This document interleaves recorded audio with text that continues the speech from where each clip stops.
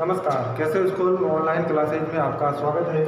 आज मैं फिर आपके लिए एक नया वीडियो लेकर आया हूँ जिसमें हम शब्द विचार पढ़ रहे थे। शब्द विचार में पार्ट 1, पार्ट 2, पार्ट 3 पढ़ लिया था। अब मैं पार्ट 4 आपके लिए लेकर आया हूँ। तो पार्ट 1 था 1, पार्ट 2 में शब्द विचार पढ़ा अपन ने, शब्द विचार के बारे में, उसके भेदों के बारे में। फिर पार्ट 3 में हमने उत्पत्ति के आधार पर, रचना के स्रोत के आधार पर शब्द के भेद पढ़े। उसके बाद पार्ट 4 में पढ़ेंगे रचना या बनावट के आधार पर शब्द के भेद। तो रचना के आधार पर और बनावट के आधार पर शब्द के 3 भेद होते हैं, 3 प्रकार के शब्द होते हैं। पहला है रूढ़, दूसरा यौगिक और तीसरा है योग रूढ़। रूढ़, यौगिक, योग रूढ़। रूढ़ यानी जिसका रूढ़ करने पर, यानी जिन शब्दों के खंडों का अर्थ करने पर, यानी कोई भी शब्द है, जैसे मैंने यहाँ लिख दिया कमल, लिख दिया। अब मैंने यहाँ शब्द लिख दिया कमल।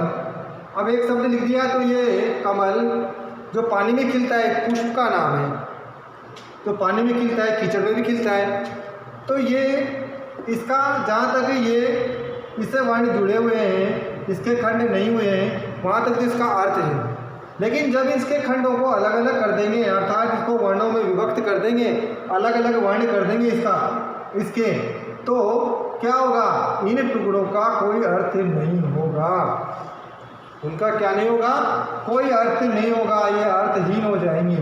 क्या हो जाएंगे? ये अर्थहीन हो जाएंगे। तो ये अर्थहीन ही क्या कहलाते हैं? रूढ़ शब्द कहलाते हैं। ऐसे शब्द जिनके खंड करने पर उनका कोई अर्थ नहीं निकले, ऐसे शब्द क्या कहलाते हैं? रूढ़ शब्द कहलाते हैं। जैसे मैंने यहाँ एक शब्द लिख दिया बेटा, लिख दिया बेटा, तो बे प्लस डा,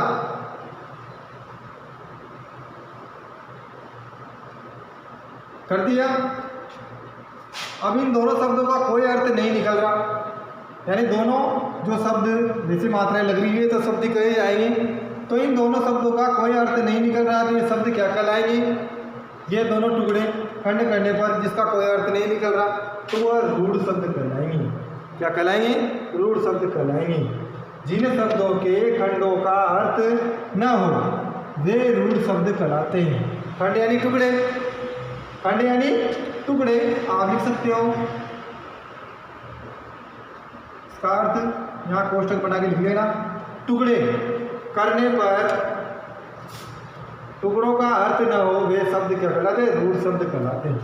जैसे मैंने यहाँ उदाहरण लिख रखा है, जैसे हार, हा और थर।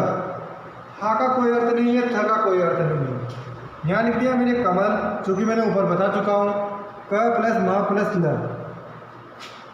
इनके टुकड़े करने पर इनका भी कोई अर्थ नहीं निकल रहा, अर्थहीन है। तो दोनों शब्दों के खंड क्या है? अर्थहीन है, कोई अर्थ नहीं निकल रहा है। तो ये ऐसे शब्द क्या कहलाएंगे? रूढ़ शब्द कहलाएंगे। जो सार्थक शब्द रहेंगे लेकिन उनके टुकड़े करने पर उनका कोई अर्थ नहीं निकलता, वो क्या कहलाएंगे? रूढ़ शब्द कहलाएंगे। अब दूसरे टॉपिक पे आ जाते हैं, दूसरे प्रकार पर बनावट रचना के आधार पर जो शब्द के भेद हैं, उसके दूसरे टॉपिक पे आ जाते हैं, दूसरे प्रकार पे आ जाते हैं। वो है योग। इसके नाम से ही हमें पता चल रहा है यौगिक। यौगिक यानी दो शब्दों के योग से बन रहा है, वही यौगिक रहेगा। तो यौगिक शब्द क्या कहलाएंगे? जो यौगिक शब्द रहेंगे, यानी यौगिक दो शब्दों के योग से बने होंगे। जैसे विद्यालय, विद्या प्लस आलय, विद्या का भी अर्थ निकल रहा है और आलय का भी निकल रहा है। तो ऐसे शब्द, ऐसे शब्दों का योग हो वो यौगिक शब्द कहलाएंगे। जिनके टुकड़े करने पर शब्दों का अर्थ अलग अलग निकले वो यौगिक शब्द कहलाएंगे। तो जिन शब्दों के खंड सार्थक हो, खंड भी कैसे हो? सार्थक, सार्थक का मतलब अर्थ निकले, स्पष्ट अर्थ निकले। तो जिन शब्दों के खंड सार्थक हो वे यौगिक शब्द कहलाते हैं। यानी जिन शब्दों के खंड, खंड यानी टुकड़े, यहाँ लिख लो टुकड़े, टुकड़े करने पर उनका अर्थ क्या निकले? सार्थक निकले, वे यौगिक शब्द कहलाते हैं। जैसे हिमालय, हिम प्लस आले, हिम का अर्थ बर्फ होता है, आले का अर्थ घर होता है, यानी बर्फ का घर वह है हिमालय। ऐसे ही देवालय, देव प्लस आले, देव यानी देवता, आले यानी घर, देवताओं का घर जो स्वर्ग है देवालय है, उसको देवालय कहा जाता है। ऐसे ही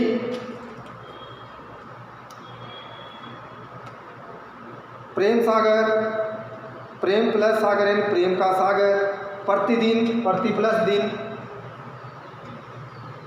दूध वाला, दूध प्लस वाला, राष्ट्रपति, राष्ट्र प्लस पति, राष्ट्र का पति, महर्षि, महाऋषि, महा प्लस ऋषि।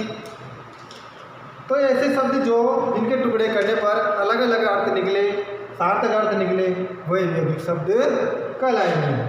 तो ये रूढ़ हो गया। रूढ़ शब्द वे जिनके खंड करने पर उनका अर्थ न निकले, खंड यानी टुकड़े करने पर जिनका अर्थ न निकले वो तो रूढ़ शब्द कहलाएंगे।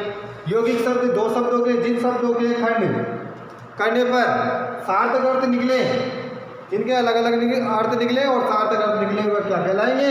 यौगिक शब्द कहलाएंगे। अब आते हैं योग रूढ़। योग का भी क्या हो जाए? रूढ़ हो जाए, वो क्या कहलाएगा? योग। दो शब्द जुड़ गए, फिर उनका क्या हो गया? योग हो गया। रूढ़ का यानी योग रूढ़, योग का भी क्या हो गया? रूढ़ हो गया। जैसे कहते ना त्रिनेत्र, तीन है नेत्र जिसके, ऐसे वह अर्थात रूढ़ हो गया, लंबा अर्थ निकल गया रूढ़। त्रिनेत्र, तीन है नेत्र जिसके, ऐसे वह भगवान शिव। शूल पाणी, शूल है हाथ में जिसके, ऐसे वह भगवान शिव। तो वह क्या कहलाएंगे? शिव जी। चक्र पाणी, चक्र है हाथ में जिसके, ऐसे वह भगवान विष्णु। लंबोदर, लंबा है उधर जिसके, ऐसे वह गणेश जी। दशानंद, दस आनंद जिसके, ऐसे वह कौन? रावण। तो ऐसे पीतांबर, पीत है अंबर जिसके, ऐसे वह भगवान विष्णु। पीले वस्त्र है जिसके, तो वह क्या कहलाएंगे? योग रूढ़ शब्द कहलाएंगे। वहाँ योग का भी क्या हो गया? रूढ़ हो गया। तो वे यौगिक शब्द जो अपने सामान्य अर्थ को छोड़कर किसी विशेष अर्थ के बोधक होते हैं, वे अपने सामान्य अर्थ को तो छोड़ देते हैं लेकिन विशेष अर्थ के बोधक होते हैं, वे क्या कहलाते हैं? योग रूढ़ कहलाते हैं। जैसे पंकज, पंकज का अर्थ कमल होता है। पंकज, पंख का अर्थ कीचड़ होता है। ज उत्पन्न हुआ है, कीचड़ में जो उत्पन्न होता है वो क्या होता है? कमल होता है। इसके बाद पीतांबर, पीत है अंबर, अर्थात पीत यानी पीला, अंबर यानी वस्त्र। पीले हैं वस्त्र जिसके, भगवान विष्णु। तो देखो अपने सामान्य अर्थ को छोड़ दिया इन्होंने और विशेष अर्थ दे रहे हैं, अलग अर्थ दे रहे हैं, तो ऐसे शब्द क्या कहलाएंगे? योग रूढ़ कहलाएंगे। योग का भी इसमें रूढ़ हो गया, तो ऐसे शब्द क्या कहलाएंगे? योग रूढ़ शब्द कहलाएंगे। तो रचना या बनावट के आधार पर शब्द के तीन भेद थे, पहला रूढ़, दूसरा यौगिक और तीसरा योग रूढ़। मैं जहाँ तक समझता हूँ वहाँ तक आपके अच्छी तरह समझ में आ गया होगा। तो आज के लिए इतना ही। कल मैं आपके लिए एक नया वीडियो लेकर आऊँगा जिसमें हम प्रयोग के आधार पर शब्द के भेद पढ़ेंगे, विकारी और अविकारी, विकारी और अविकारी। विकारी जिसमें जैसे संज्ञा, सर्वनाम ऐसे शब्द आते हैं जिसमें जिसका कारक, काल, लिंग आदि के आधार पर रूप परिवर्तन हो जाता है, उसे क्या कहेंगे? विकारी कहेंगे। अव्यय जिसमें कारक, काल, लिंग आदि के आधार पर रूप परिवर्तन नहीं होता है, वे क्या कहलाएंगे? अव्यय शब्द कहलाएंगे। इनका मैं कल वीडियो लेकर आऊँगा। तो आज के लिए इतना ही। धन्यवाद।